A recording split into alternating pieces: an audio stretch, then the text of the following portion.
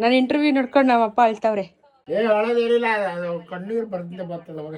I proud of my daughter. ಈ ಥರ major ಆಕ್ಸಿಡೆಂಟ್ಗಳಾಗಿ 3-4 ತಿಂಗಳಲ್ಲಿ ರಿಕವರಿ ಆಗಿರೋರು ನಾನು ಇವತ್ತವರೆಗೂ ಇತಿಹಾಸದಲ್ಲೇ ನೋಡಿಲ್ಲ. ಬೆಳೆಡ್ ಅಂತ ಬಂದರೆ 1 ಇಯರು 2 ಇಯರು ಮತ್ತೇನೇನೋ ಆಗ್ತದೆ.